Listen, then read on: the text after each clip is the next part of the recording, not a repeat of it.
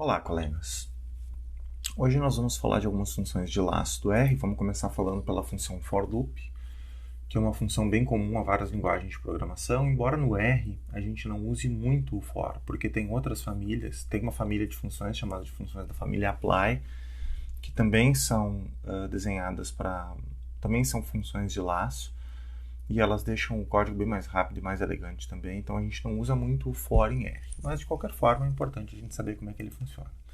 Então, a sintaxe do for é a seguinte. A função for, ela leva como argumento o valor i, que é o valor móvel dentro dessa função, e aqui no caso, aonde esse vetor i vai correr. Geralmente é um vetor, né, que a gente passa dizendo que, olha, o i ele vai desse ponto até esse ponto. Aí a gente abre chaves e dentro das chaves a gente coloca o bloco de código da função propriamente dita, ou seja, o que a gente quer. Qual que é a diferença do for para as outras funções que a gente constrói? A questão é que quando eu construo uma função específica, eu coloco um argumento aqui, que é um argumento fixo, e aqui dentro eu coloco o que eu quero fazer com este argumento. No caso do for, a gente substitui o argumento por um valor móvel, né? Que no caso aqui a gente está chamando de i, mas a gente pode chamar do que a gente quiser. Entretanto, o i é mais adequado porque ele é mais convencional e as pessoas, quando colocam o olho, elas já sabem do que a gente está se referindo. Então, esse argumento aqui, ele é um argumento que ele vai correr, por exemplo, neste caso aqui, em cima de um vetor. Então, eu vou executar a função n vezes, dependendo de quantas vezes eu vou passar aqui dentro desse vetor de ocorrência. Então, para esse caso aqui, o que essa função vai fazer? Ela vai imprimir i. Só que esse i, ele vai correr em cima deste vetor. Ou seja, esse i, ele é móvel, ele não é fixo. Então, esse i aqui, na primeiro round aqui da função, ele vai ser o primeiro valor desse vetor. Isso aqui é um vetor, né, gente? Só para a gente lembrar. É um vetor de 1 até 10. Então, o i, primeiro, ele vai ser 1. Então, ele vai entrar aqui e diz, ó, quem que é meu i? Meu i, ele vai correr de 1 até 10. Então, o primeiro i vai ser 1. Aí, vai imprimir 1. Aí, ele volta para o loop. Aí, agora, esse i vai ser 2, que é o segundo valor do meu vetor. Ele vai imprimir 2. E ele vai fazendo essa recursividade até o final do meu vetor. Então, quando eu mandar ele fazer for o meu i variando de 1 até 10, imprima o i, ele vai fazer isso. Ele vai imprimir o 1, depois imprimir o 2, depois imprimir o 3 até o 10. Por quê? Porque este i é o valor variável dessa minha função. Certo? Aqui a gente fez como uma função anônima, né? Então isso a gente viu há 2 aulas atrás como é que funcionam as funções anônimas. Mas a gente pode atribuir isso a uma função específica. É bem comum, por exemplo, aqui. Ó. Aqui a gente está fazendo uma função que é a função f. Então, o que a função f faz? A função f, ela tem um argumento, que é o argumento x. Esse argumento é fixo. Eu vou colocar um argumento nessa função. A primeira coisa que eu faço dentro dessa função é criar um vetor. O que esse vetor é? Ele é um vetor onde eu vou colocar o meu resultado. Ele é um vetor que eu estou criando ele vazio. Aqui, se eu só rodar essa linha 12, vocês vão ver que eu criei um vetor lá, o vetor res, que ele é nulo. E agora vem o meu for. Então, o meu for, eu defino o meu i, e o meu i ele vai variar de 1 até x. Quem que é esse x? É o argumento que eu coloquei aqui na minha função. Então, se eu colocar 5, o meu i ele vai variar de 1 a 5. Se eu colocar 10, o meu i vai variar de 1 a 10. Tá bom? E o que essa função faz? Ela pega aquele objeto res que eu gerei anteriormente dentro da própria função e atribuo o valor i a ele. Então, mas eu atribuo aonde? Eu atribuo na iésima posição. Então, vamos entender o que acontece aqui. Quem que vai ser o primeiro i? O primeiro i vai ser 1. Então, ele vai pegar o meu res na primeira posição e atribuir o valor 1. Aí, ele volta para o loop. Quem que vai ser o meu i agora? Vai ser 2. Então, eu vou pegar a segunda posição e atribuir o valor 2. Volta para o loop. Agora o meu i vai ser 3. E assim por diante. Então, o que essa função faz? Ela vai construir um vetor de números inteiros crescentes. Tá? Então, se eu fizer f de 3, ele vai fazer esse vetorzinho de 1 a 3, certo? Vamos olhar alguns exemplos aqui então, colegas. Então, olha só. Faça uma função para calcular a média das colunas de uma matriz, retornando os valores em um vetor. Então, está aqui, vamos setar a semente, e está aqui a minha matriz. Então, a minha matriz é uma matriz de 100%. Então, o que eu quero fazer? A primeira coisa, eu quero uma função, eu vou chamar essa função de getCoLMed. Então, está aqui, getCoLMed. Aí ela é uma function. Qual que é o argumento que eu vou colocar para essa função? A matriz que eu quero, tá? É uma matriz. Aí eu abro as minhas chaves. Agora, colegas, se eu quero calcular a média das colunas dessa matriz, eu vou precisar de um vetor. Eu posso já definir a priori esse vetor, ou eu simplesmente posso dizer o seguinte, olha, meu vetor média, ele vai ser um vetor nulo. Eu estou definindo esse vetor como um vetor nulo. A primeira coisa que eu estou fazendo é criando esse vetor. E esse vetor aqui, quando eu calcular as médias das minhas colunas, eu vou salvar esse resultado aqui dentro. E agora eu faço o meu for. Então, for i variando. Da onde é que eu vou variar esse meu i? Eu vou variar ele. Se eu quero calcular todas as colunas, então eu tenho que calcular da primeira, da segunda, da terceira e assim por diante. Então, esse meu i ele vai variar de 1 até o ncol do meu argumento lá, do meu mt. Concordam comigo? Agora, colegas, eu vou definir o que eu quero fazer aqui dentro do meu for. Então, o que eu quero calcular? Eu quero calcular... Bom, em primeiro lugar, onde é que eu vou colocar esse resultado? Eu vou colocar esse resultado no meu médio. Em qual posição? Na 10ª posição. Quem que eu quero calcular? Eu quero calcular a média das colunas da minha matriz. Então, todas as linhas, a 10ª coluna. Certo? Por quê? Vamos tentar entender aqui. Ó.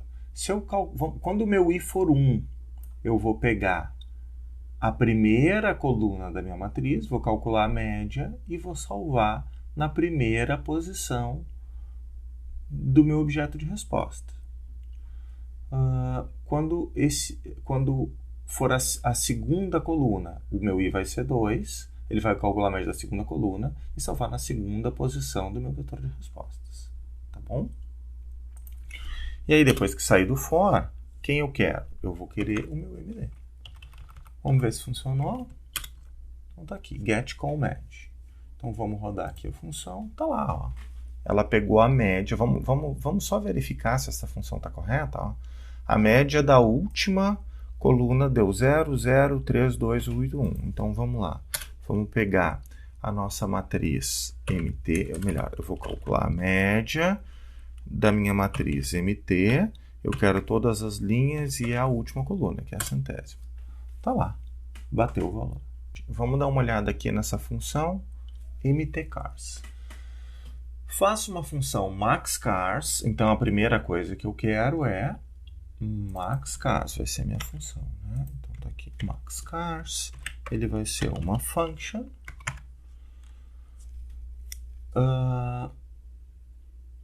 Faço uma função maxcars para identificar qual carro tem o valor máximo de cada característica no dataset mtcars. Então, a observação, a primeira linha do resultado será MPG, Toyota Corolla 33.9. Então, isso aqui é só para a gente entender como é que tem que ser o resultado. Então, vamos carregar aqui, em primeiro lugar, o nosso maxcars. Está aqui. Então, lembrando que esse mtcars aqui ele é um dataset que vem junto com R. Né? Então, tem vários datasets do R que a gente pode usar como exemplo. Então, vamos dar uma olhada aqui. Maxcars, está aqui. Ele é um data frame, onde a gente tem vários automóveis e as características de diversas características. Na verdade, a gente tem aqui 11 características de 32 automóveis. O que a função quer, colegas? Ó, ela quer, para cada uma delas, qual o automóvel que tem o maior valor e qual é o valor. Né? Então, se a gente precisa saber as funções aqui, a primeira coisa que a gente vai precisar é desse vetor aqui. Porque, veja bem, se eu quero saber qual é o máximo desse, o meu i ele tem que correr aqui nos nomes das colunas, tá bom? Então, vamos lá. Quem que a gente vai botar aqui? Vamos botar mtcars, né, como argumento. Daí a gente vai lá e abre a nossa função. Opa, peraí só um pouquinho. Botei aqui o errado. A gente vai lá e abre a nossa função. Então, a primeira coisa que eu preciso são as características, né? Vamos botar características. Então, a primeira coisa que eu quero é saber quais são as características. E as características, elas são os names do meu mtcars. Então, aqui, quando eu pego os names, só vamos rodar isso aqui só para a gente ver. Quando eu pego os names do mtcar, eu tenho lá aquelas características que são as características do meu data frame que eu quero avaliar. E é aqui que o meu i vai correr. O meu i vai correr nesse vetor aqui. Certo? Então, depois, agora eu vou criar os vetores de resposta. Então, a primeira coisa que eu quero saber é o valor. Então, como é que eu faço? Se eu pegar o máximo de cada uma dessas aqui, eu vou obter o valor máximo. Então, vamos lá. Valor null. Porque eu estou só criando aqui os vetores. E agora eu quero saber também, vou precisar saber qual que é o modelo do carro que tem esse valor máximo. Então, eu vou pegar, vou escrever lá, modelo null. Pronto. Agora eu tenho aqui os vetores de resposta. Então, aqui é onde eu vou rodar o meu i. Esse vetor é onde eu vou salvar as respostas relativas ao valor máximo. E aqui é o modelo do veículo qual tem o valor máximo. E agora, uma vez montado os vetores de resposta, para receber, né, o resultado do for, a gente vai para o for. Então, vamos lá. For i in. Onde é que o meu i ele tem que girar? Ele vai ter que girar nesse meu vetor character. Então, ele vai ser de 1, que vai ser da primeira posição daquele vetor, até o length do meu character. Então, ele vai fazer isso na primeira posição, na segunda posição, na terceira, até o final. De 1 até o length do nosso character. Então, tá. O que a gente tem depois? Bem, agora o que a gente vai fazer? Vamos escrever o bloco da nossa função. Então, o que a gente quer coletar? A gente quer coletar, vamos coletar o valor, né? Então, o valor iésima posição vai ser carregado com... Quem que a gente quer saber? Vamos recapitular aqui. A gente quer saber o máximo de cada um. Então, esse valor ele vai ser o max de mtcars de qual coluna? Da iésima coluna. Então, vírgula i. Perfeito. Então, aqui, colegas, a gente já tem essa função, esse pedacinho do código aqui, o que ele vai dizer para nós é qual é o valor máximo e a gente vai coletar em valor. Agora, a gente vai pegar e salvar lá em modelo, também na iésima posição do modelo, né? O valor específico de qual veículo tem o valor máximo.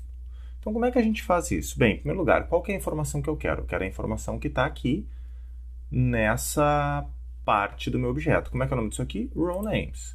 Então, a primeira coisa que a gente vai fazer é, eu quero o row names do meu mtcars. mtcars. Mas eu quero todo o row names do meu mtcars. Botei 2 parênteses aqui. Não.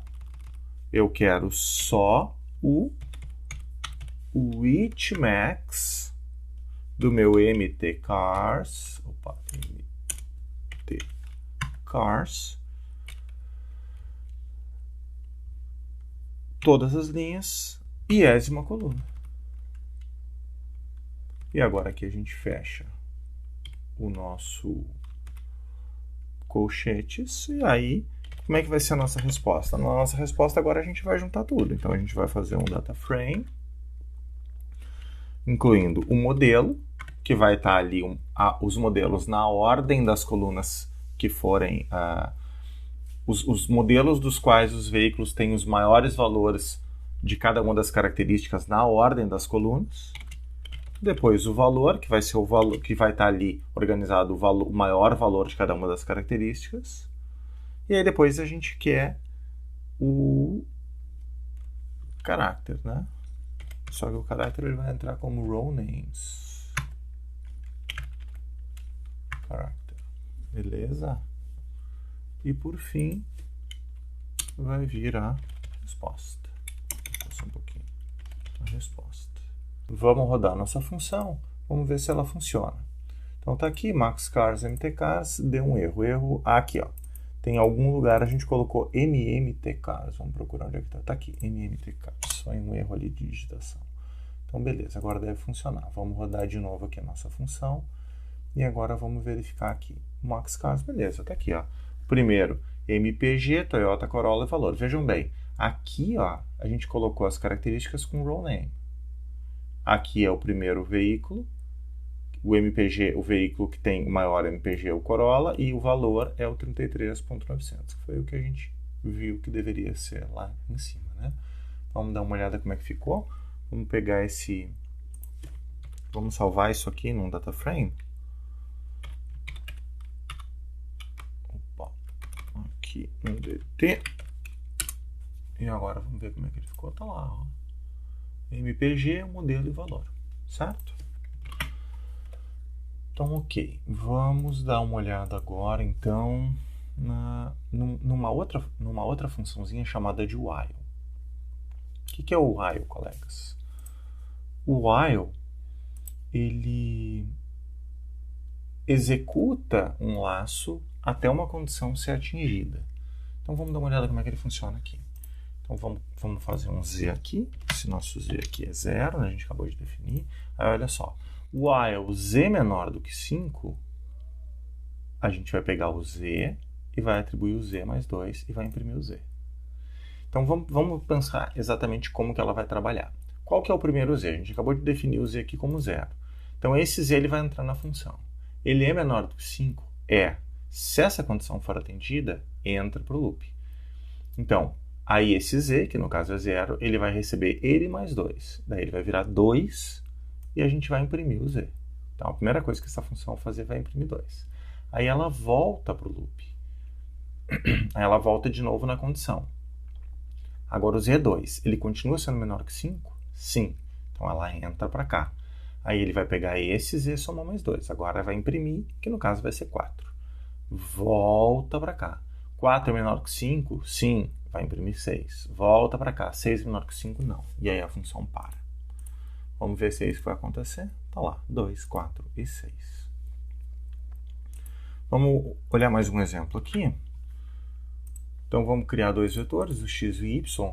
Aí o que a gente vai fazer? Ó, while, a gente vai fazer um sample no x.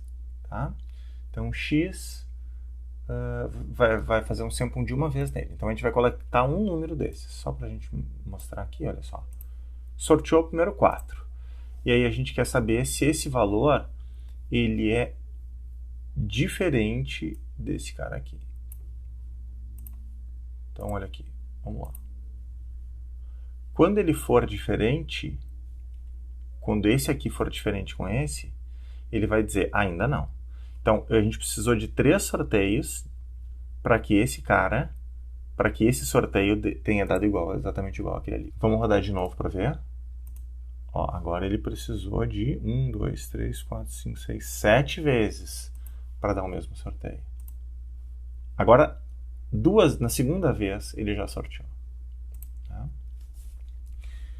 A gente só tem que cuidar quando a gente for fazer essa função para que ela não entre num loop infinito. Tá? Porque se a condição que a gente colocou, se essa condição nunca for atendida, ela nunca vai sair desse loop. Tá? Então vamos dar uma olhada aqui. Faço uma função para calcular quantos sorteios deve haver para ser um número sorteado na loteria. Eu gosto muito dessa função aqui, então vamos ver. Então, vamos fazer uma função chamada de loteria. Então, ela é uma function.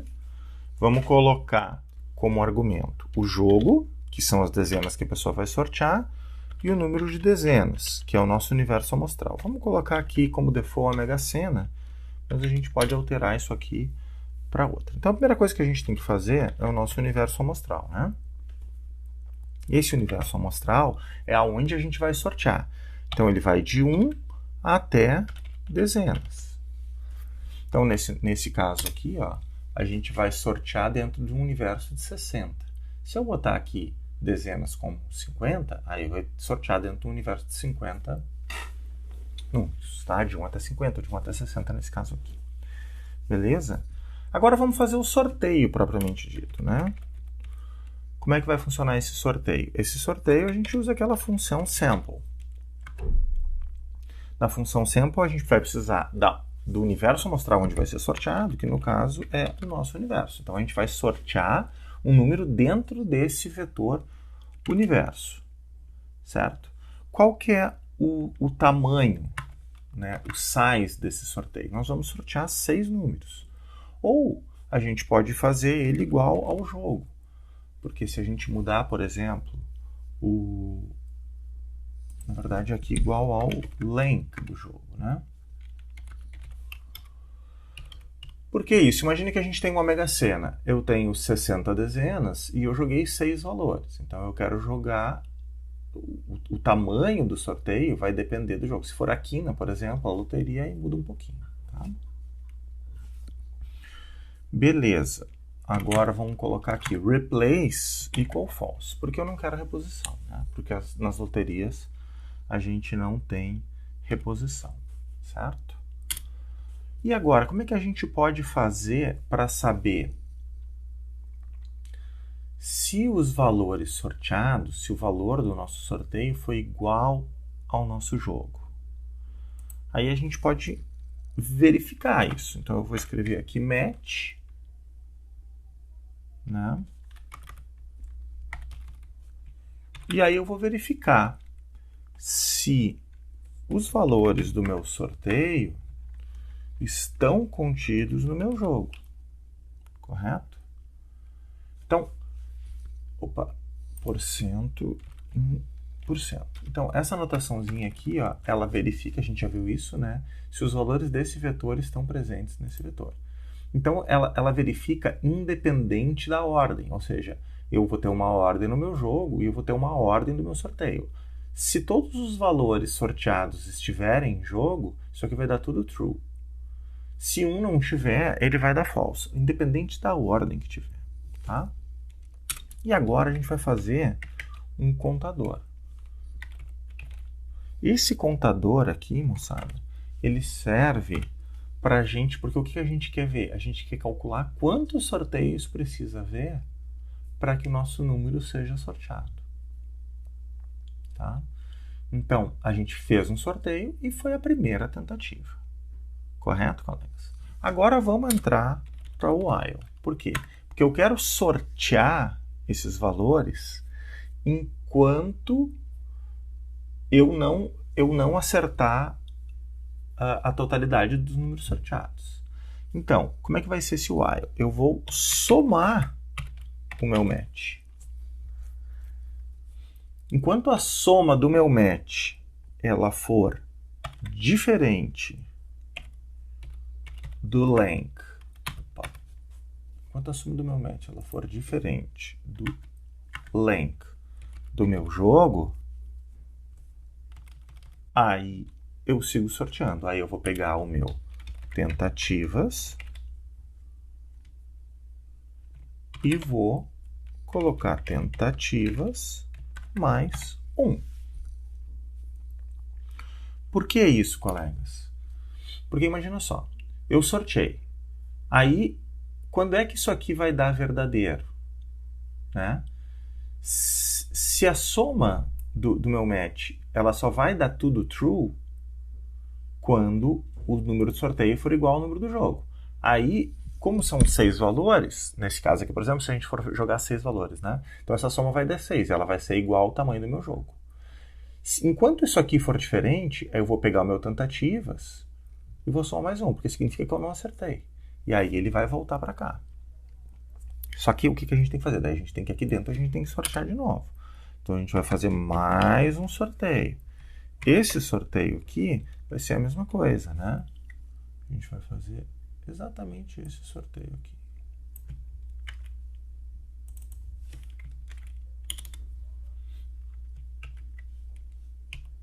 Exatamente esse sorteio aqui. E aí a gente vai conferir de novo. A gente vai fazer aqui o nosso match, jogo em sorteio.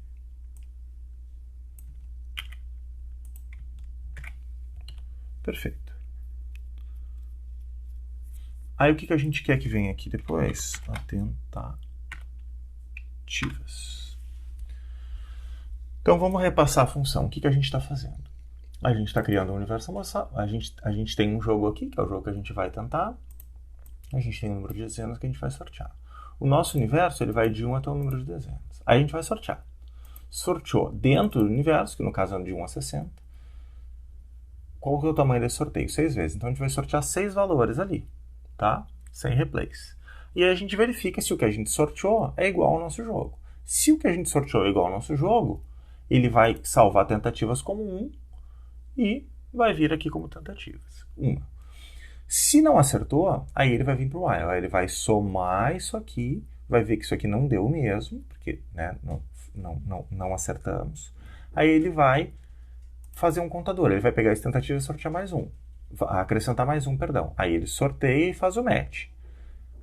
Não deu certo, ele sorteia de novo, ele soma mais um, sorteia e faz o match. Não deu, soma mais um, sorteia. Então ele vai aumentando essas tentativas aqui até o meu sorteio e o match dar exatamente o mesmo valor. Quando ele der o mesmo valor, aí ele vai vir aqui e vai ver que esses valores são iguais. Aí ele não vai entrar nesse loop e aí vai retornar tentativas. Vamos ver se funcionou? Vamos carregar aqui a nossa função e vamos jogar aqui. Ó. Vamos fazer com 15 dezenas. Ó.